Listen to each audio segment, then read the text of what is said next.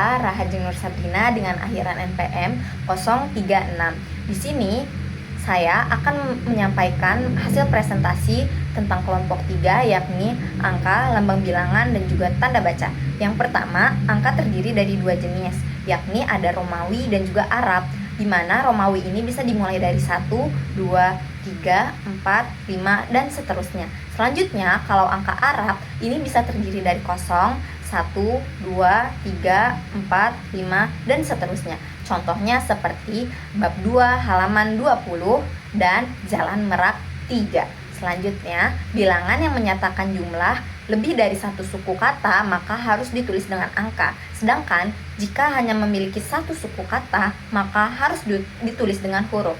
Kecuali untuk kalimat-kalimat perincian yang menggunakan lebih dari dua perincian harus menggunakan angka. Contohnya yang pertama, Denny memiliki 1000 boneka. 1000 di sini harus kita tulis dengan huruf. Kenapa? Karena 1000 di sini hanya memiliki satu suku kata saja.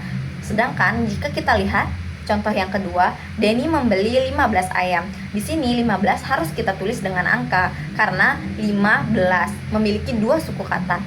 Dua suku kata harus ditulis dengan angka. Berbeda dengan contoh yang ketiga, Denny membeli 5 ayam dan 10 kambing. Di sini ada kalimat perincian yaitu ada 5 ayam dan 10 kambing, yang dimana 5 ayam dan 10 kambing ini harus kita tulis dengan angka karena ini merupakan kalimat perincian.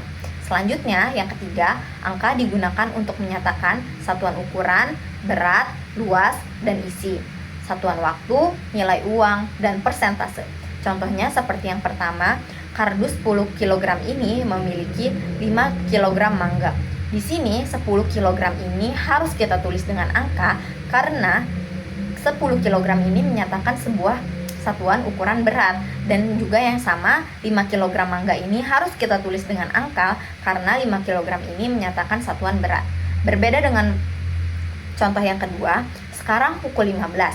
Saya sudah menunggu selama 3 jam.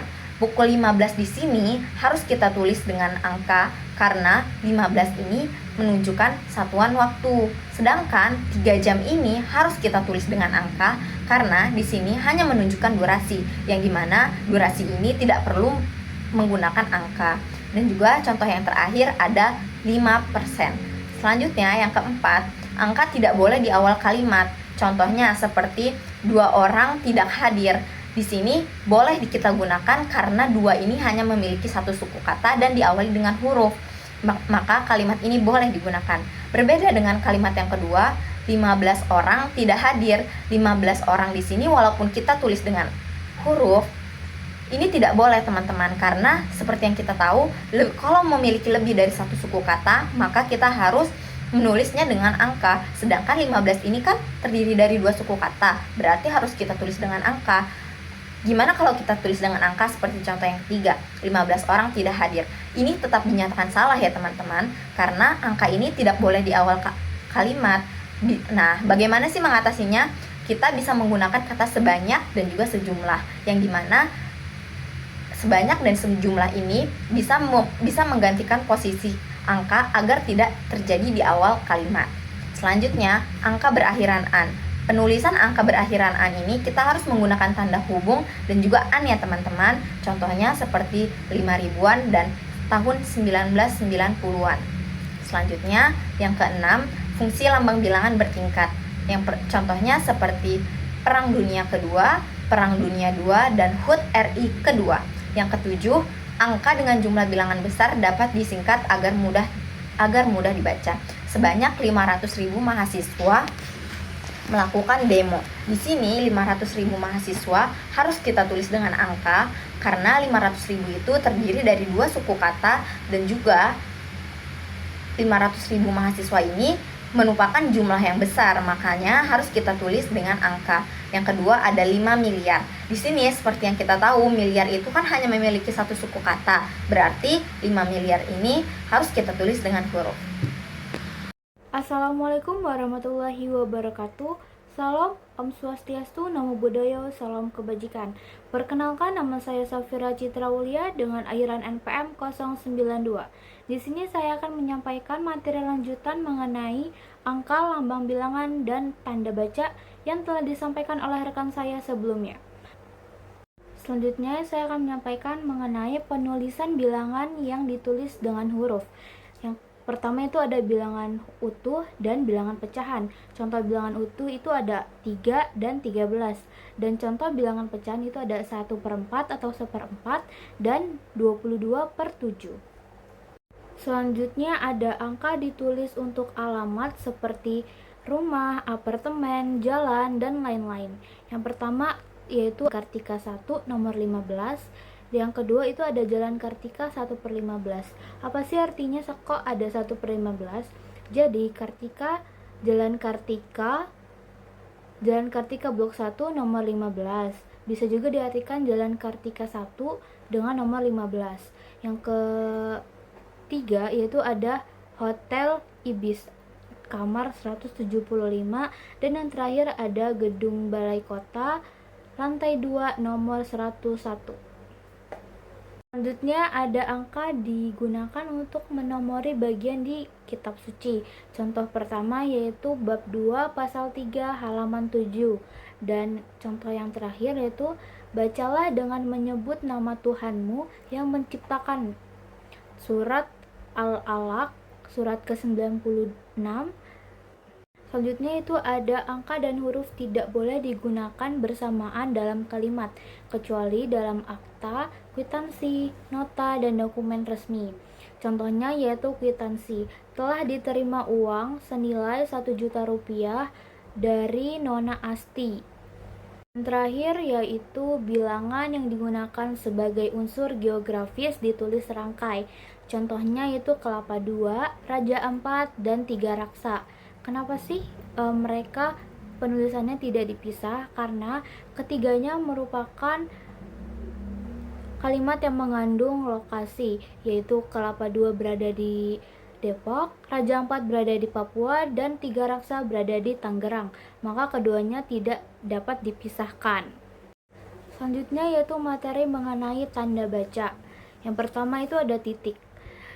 Titik digunakan untuk mengakhiri kalimat. Contohnya mereka sedang belajar, titik. Contohnya lagi, saya pergi ke pasar bersama ibu untuk membeli buah-buahan, titik. Penggunaan tanda titik yang kedua yaitu digunakan sebagai singkatan umum. Contohnya DKK dan kawan-kawan. YTH yang terhormat biasanya kita temukan ada di surat-surat resmi seperti undangan, dan AN biasanya kita gunakan untuk mentransfer sejumlah nominal uang dari bank ke bank atau dari bank ke e-money atau sebaliknya. Yang keempat yaitu ada SD sampai dengan, biasanya kita jumpai di surat resmi juga seperti undangan atau di pamflet juga ada, biasanya suka ada pemberitahuan yang dibagikan melalui WhatsApp. Yang ketiga itu penggunaan titik digunakan untuk mengakhiri pernyataan lengkap yang diikuti perincian berupa kalimat baru, paragraf baru, atau subjudul baru. Contohnya, kegiatan bakti sosial ini dilaksanakan oleh OSIS SMA Harapan Bangsa, titik. Kegiatan ini bertujuan untuk menumbuhkan rasa kepedulian terhadap sesama dan mempererat hubungan antar warga sekolah, titik. Selanjutnya itu pendahuluan. Kegiatan kebersihan sekolah merupakan salah satu program rutin yang dilaksanakan oleh seluruh warga sekolah, titik. Kegiatan ini meliputi beberapa bagian, yaitu 1. Pembersihan ruang kelas, pembersihan halaman sekolah, 3. Penataan taman, dan 4. Pemilahan sampah organik serta anorganik. Selanjutnya digunakan di belakang angka atau huruf dalam suatu daftar, perincian, tabel, atau bagan. Contohnya, tabel 1 titik, tabel 1 titik 1, 1 titik, 1 titik 1, dan 1 titik 1A. Tujuannya untuk menandai bahwa angka atau huruf tersebut adalah bagian dari suatu susunan atau urutan. Yang selanjutnya tidak digunakan di belakang angka terakhir pada deret nomor dalam perincian. Contohnya, 2.1 bahasa, 2.2 morfologi, 2.3 fonologi. Di sini tidak ada titik setelah 2.1, 2.2 atau 2.3. Karena itu sudah merupakan nomor akhir dalam penomoran subjudul. Selanjutnya tidak digunakan pada angka atau huruf yang sudah bertanda kurung dalam perincian. Contohnya, dalam kegiatan tersebut, peserta dibagi menjadi beberapa kelompok, yaitu buka kurung 1 tutup kurung kelompok seni, buka kurung 2 tutup kurung kelompok olahraga, dan buka kurung 3 tutup kurung kelompok sains. Selanjutnya tidak digunakan di belakang angka terakhir baik 1 digit maupun lebih dalam judul tabel, bagan, grafik, ataupun gambar. Contohnya, tabel 1 pengertian undang-undang, tabel 1.1 fungsi undang-undang. Yang selanjutnya digunakan untuk menyatakan waktu dan jangka waktu. Tanda titik digunakan untuk memisahkan jam, menit, dan detik. Contohnya, pukul 13.13.13 atau 13.13.13 jam. Yang selanjutnya digunakan untuk memisahkan bilangan ribuan atau kelipatannya yang menunjukkan jumlah. Contohnya, mahasiswa baru itu lebih dari 1000, yaitu penulisannya 1.000. Anggaran pendidikan mencapai 150 juta, harga laptop tersebut sekitar 12.500.000 rupiah. Yang selanjutnya tidak digunakan untuk memisahkan bilangan ribuan atau kelipatannya yang tidak menunjukkan jumlah. Contohnya, nomor rekening bank itu 12345678990, tidak menggunakan titik. Dan kode pos daerah tersebut 14510. Selanjutnya tidak digunakan pada akhir judul dan subjudul. Contoh, gambar 2 handphone, bentuk dan jenis hukuman, bab 2. Tanda titik tidak boleh diletakkan di akhir judul atau subjudul dalam suatu tulisan ilmiah, karya tulis, tabel, gambar, atau bab. Tujuannya, judul atau subjudul bukan kalimat lengkap, sehingga tidak perlu diakhiri dengan tanda titik. Yang selanjutnya tidak digunakan di belakang alamat penerima surat serta tanggal surat. Contohnya seperti ini. Yang terhormat Rubens Alexander, Sarjana Teknik, Jalan Cokroaminoto, Binjai. Karena bagian tersebut bukan kalimat, melainkan unsur format surat. Jadi tidak memerlukan tanda baca di akhir. Baik, selanjutnya saya akan melanjutkan materi. Yang pertama adalah tanda koma digunakan di antara unsur-unsur dalam perincian berupa kata, frasa, atau bilangan. Contoh, telepon seluler, komputer, atau internet bukan barang mewah lagi. Buku, majalah, dan jurnal termasuk sumber kepustakaan. 2.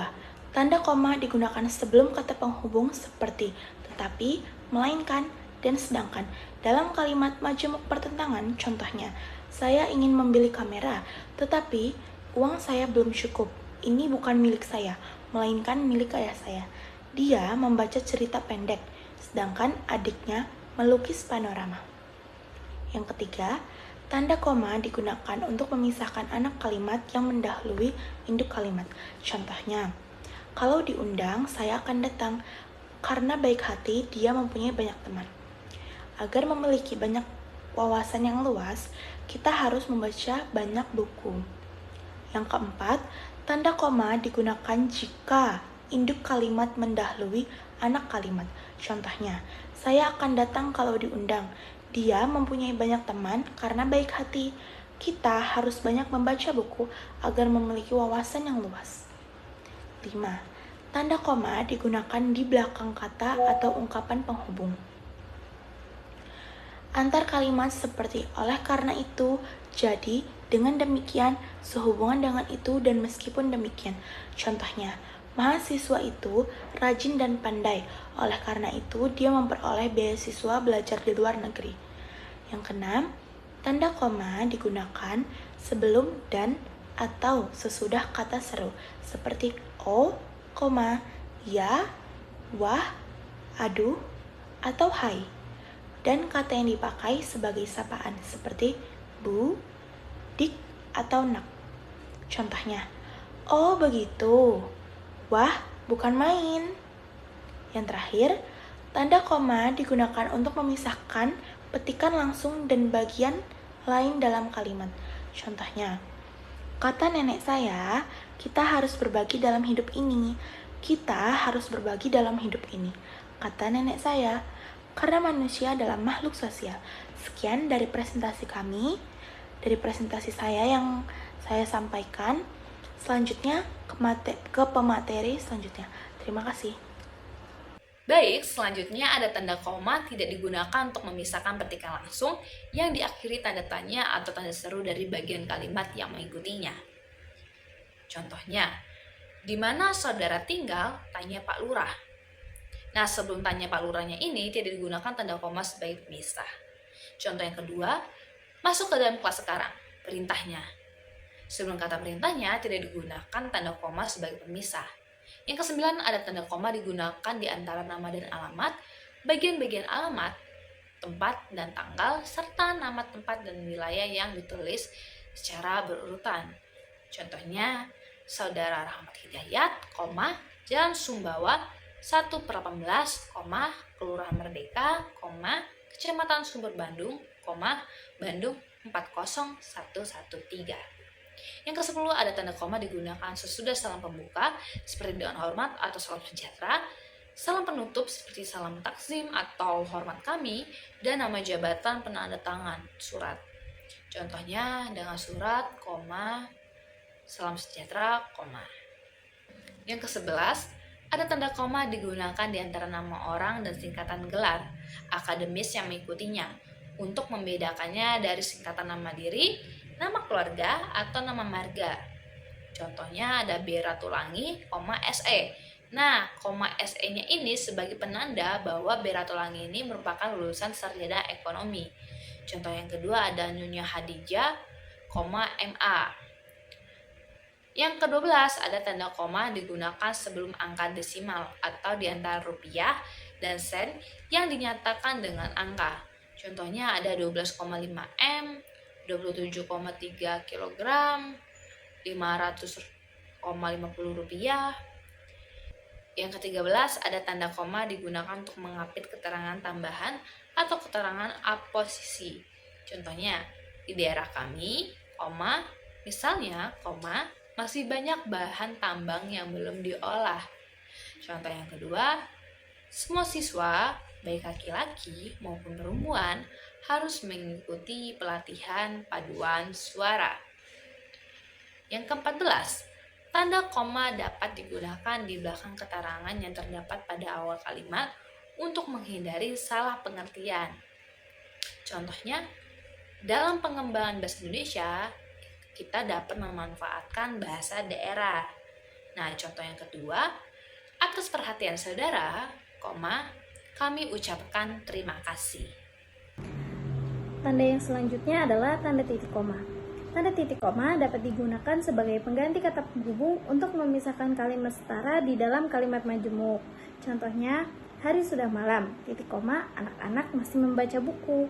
Contoh yang kedua, kerbau melenguh, titik koma, kambing mengembik, titik koma, kuda meringkik. Selain itu, tanda titik koma juga digunakan pada bagian perincian yang berupa frasa verba. Contohnya, syarat mengikuti ujian penerimaan pegawai di lembaga ini adalah 1. Berwarga kenegaraan Indonesia, titik koma, berijazah sarjana S1, titik koma, 3. Berbadan sehat, titik koma, dan 4. Bersedia ditempatkan di seluruh wilayah negara kesatuan Republik Indonesia. Selanjutnya, tanda titik koma digunakan untuk memisahkan bagian-bagian perincian dalam kalimat yang sudah menggunakan tanda koma. Contohnya, yang pertama, ibu membeli buku, pensil, dan tinta, baju, celana, dan kaos, serta pisang, apel, dan jeruk. Dan contoh yang kedua, agenda rapat ini meliputi A. Pemilihan ketua, sekretaris, dan bendahara, B. Penyusunan anggaran dasar, anggaran rumah tangga, dan program kerja, serta C. Pendataan anggota, dokumentasi, dan aset organisasi. Kemudian, tanda titik koma juga digunakan untuk memisahkan sumber-sumber kutipan. Contohnya, kasus perencanaan bahasa di Indonesia dianggap sebagai salah satu yang paling berhasil. Dalam kurung, Fishman, 1974, Mulyono, 1985, Samuel, 2008, Wardorf dan Fuller, 2015, tutup kurung. Dan contoh yang kedua yang bisa kalian lihat sendiri. Sekarang kita lanjut ke tanda titik 2. Yang pertama, tanda titik 2 digunakan pada akhir suatu pernyataan lengkap yang langsung diikuti oleh perincian atau penjelasan. Contohnya, mereka memerlukan perabot rumah tangga, titik 2, kursi, meja, dan lemari. Contoh yang kedua, saya akan membeli alat tulis kantor, titik 2, kertas, tinta, spidol, dan pensil. Namun, tanda titik 2 tidak digunakan jika perincian atau penjelasan itu merupakan bagian dari kalimat lengkap. Contohnya, kita memerlukan kursi, meja, dan lemari. Nomor 3, tanda titik 2 digunakan sesudah kata atau frasa yang memerlukan pemberian. Contohnya ketua Ahmad Wijaya, wakil ketua Denny Simanjuntak, sekretaris Sri Aryani, dan bendahara Aulia Arimbi. Nomor 4, tanda titik 2 digunakan dalam naskah drama sesudah kata yang menunjukkan pelaku dalam percakapan. Contohnya, Ibu, bawa koper Nina. Amir, baik Bu. Ibu, jangan lupa letakkan baik-baik. Nomor 5, tanda titik 2 digunakan di antara jilid A. Jilid atau nomor halaman, B. Surat dan ayat dalam kitab suci, serta C. Judul dan anak subjudul karangan. Contohnya, Surah Ibrahim 2-5. Nomor 6, tanda titik 2 dapat digunakan untuk memisahkan angka jam, menit, dan detik yang menunjukkan waktu atau jangka waktu. Nomor 7, tanda titik 2 digunakan untuk menuliskan rasio dan hal lain yang menyatakan perbandingan dalam bentuk angka. Contohnya, skala peta ini 1:10.000. Kemudian, tanda hubung. 1. Tanda hubung digunakan untuk menandai bagian kata yang terpenggal oleh pergantian baris. Misalnya, di samping cara lama, diterapkan juga cara-cara baru. Nomor 2, tanda hubung digunakan untuk menyambung unsur bentuk ulang. Misalnya, anal-anal, anak-anak, berulang-ulang, kemerah-merahan, mengorek-ngorek.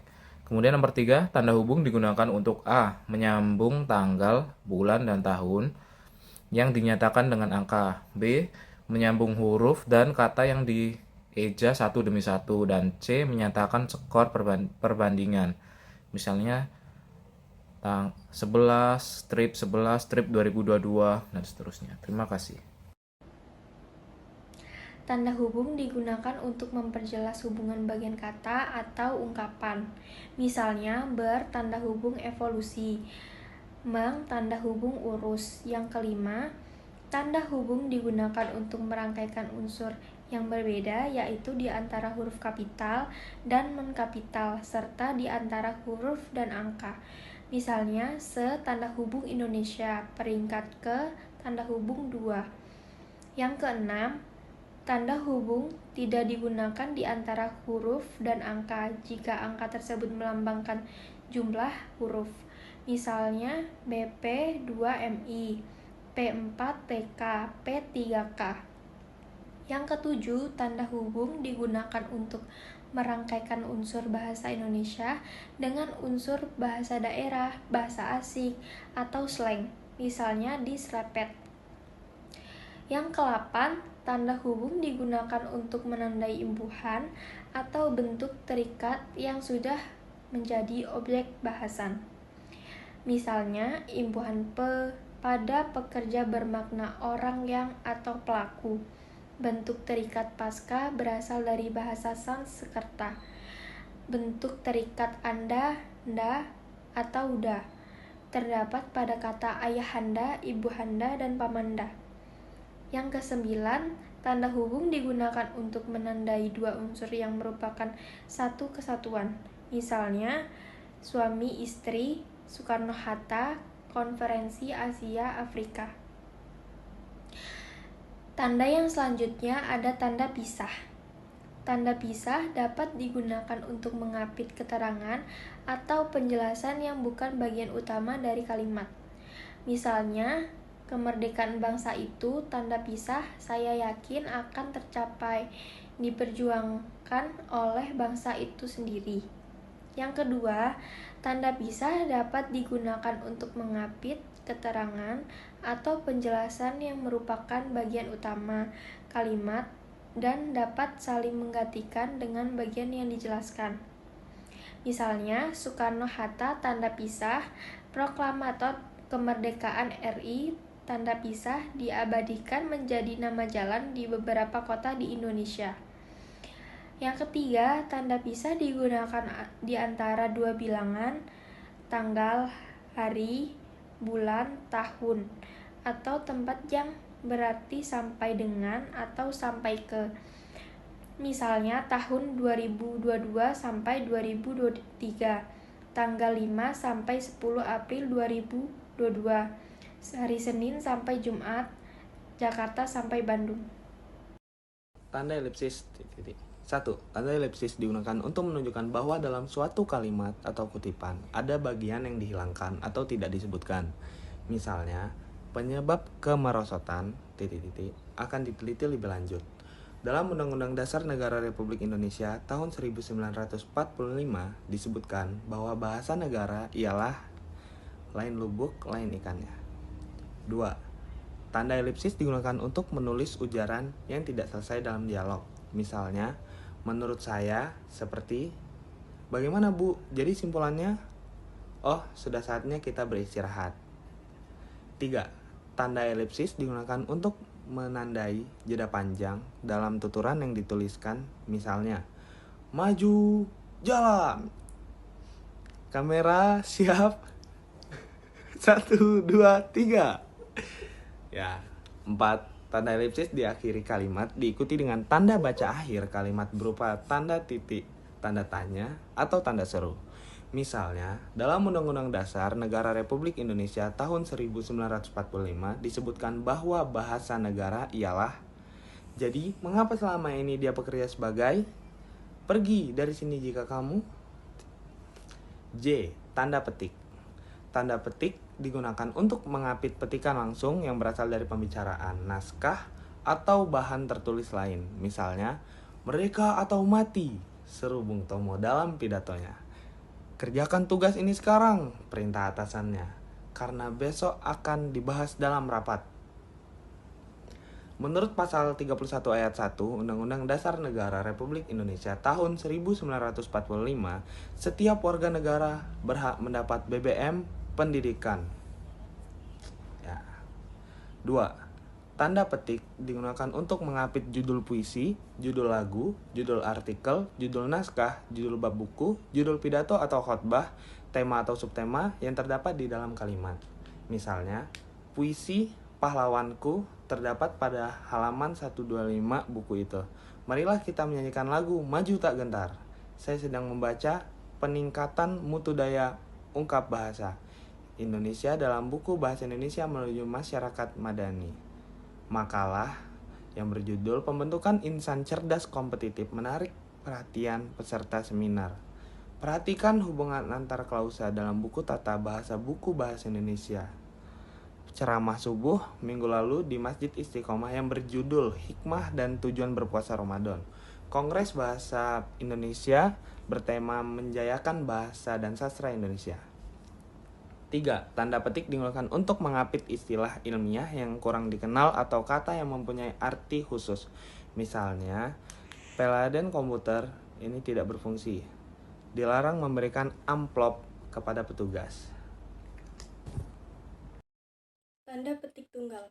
Tanda petik tunggal digunakan untuk mengapit petikan yang terdapat dalam petikan lain. Misalnya, tanya dia, "Kau dengar bunyi kering-kering tadi? Ku dengar teriak anakku, 'Ibu, bapak pulang!' Dan rasa letihku lenyap seketika," ujar Pak Hamdan. Tadu lako.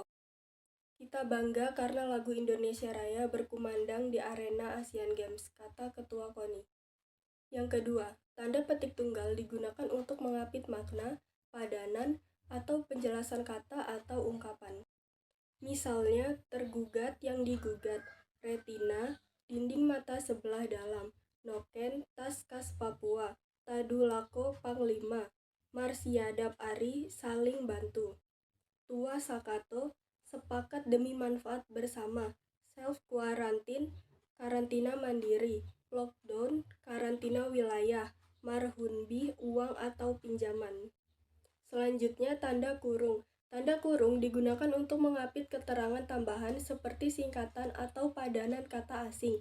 Misalnya, bahasa Indonesia mempunyai tes standar yang disebut Uji Kemahiran Berbahasa Indonesia atau UKBI. Banyak pemengaruh influencer yang mendapat apresiasi karena konten yang membangun. Yang kedua, tanda kurung digunakan untuk mengapit keterangan atau penjelasan yang bukan bagian utama kalimat. Misalnya, puisi Tranggoro yang berjudul Ubud atau nama tempat yang terkenal di Bali, ditulis pada tahun 1962. Keterangan itu, lihat tabel 10, menunjukkan arus perkembangan baru pasar dalam negeri. Yang ketiga, tanda kurung digunakan untuk mengapit kata yang keberadaannya di dalam teks dapat dimunculkan atau dihilangkan. Misalnya, dia berangkat ke kantor dengan bus Transjakarta. Pesepak bola keamanan itu berasal dari kota Padang. Yang keempat, tanda kurung digunakan untuk mengapit huruf atau angka sebagai penanda perincian yang ditulis ke samping atau ke bawah di dalam kalimat. Misalnya, faktor produksi menyangkut A. bahan baku, B. biaya produksi, dan C. tenaga kerja. Dia harus melengkapi berkas lamarannya dengan melampirkan 1. daftar riwayat hidup, 2. ijazah terakhir, dan 3. surat keterangan kesehatan. Dan yang terakhir ada tanda kurung siku. Tanda kurung siku digunakan untuk mengapit huruf, kata, atau kelompok kata sebagai koreksi atau tambahan atas kesalahan atau kekurangan di dalam naskah asli yang ditulis orang lain. Misalnya, Sang Sapurba mendengar bunyi gemerisik. Penggunaan bahasa dalam karya ilmiah harus sesuai dengan kaidah bahasa Indonesia. Ulang tahun Proklamasi Kemerdekaan Republik Indonesia dirayakan secara khidmat. Yang kedua, tanda kurung siku digunakan untuk mengapit keterangan dalam kalimat penjelas yang terdapat dalam tanda kurung. Misalnya, persamaan kedua proses itu perbedaannya dibicarakan di dalam bab 2.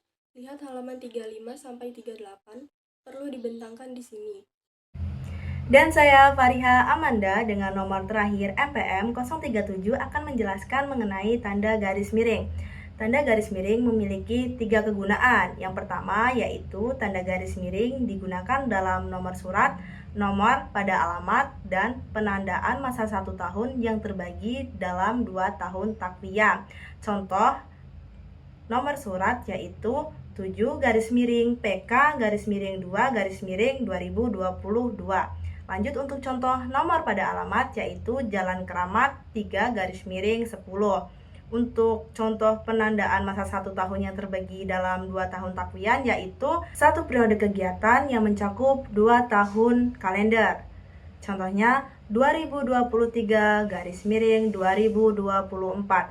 Untuk kegunaan yang kedua, tanda garis miring digunakan sebagai pengganti kata dan atau serta setiap. Contohnya, semua organisasi harus memiliki AD garis miring ART yang bermakna semua organisasi harus memiliki anggaran dasar dan anggaran rumah tangga. Contoh kedua yaitu pilih salah satu model transportasi darat garis miring laut yang bermakna pilih salah satu model transportasi darat atau laut. Jadi, garis miring itu dapat mengubah atau menggantikan kata dan dapat menggantikan kata atau seperti contoh-contoh yang saya berikan di awal tadi. Nah, Penggunaan yang ketiga yaitu tanda garis miring digunakan untuk menggapit huruf, kata, atau kelompok kata sebagai koreksi atau pengurangan atas kesalahan atau kelebihan di dalam naskah asli yang ditulis oleh orang lain. Misalnya, asrama garis miring N garis miring dana merupakan salah satu tembang macapan budaya Jawa. Contoh yang lainnya, dia sedang menyelesaikan garis miring hutang garis miring utangnya di bank. Selanjutnya, maka adalah seseorang garis miring orang garis miring raja di dalam bidakara.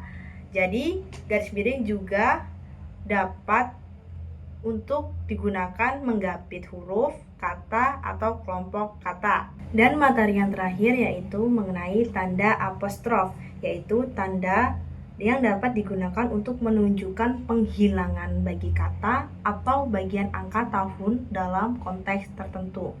Contoh seperti dia kan kusurati, yang artinya kan itu makna awalnya yaitu akan, jadi dia akan kusurati.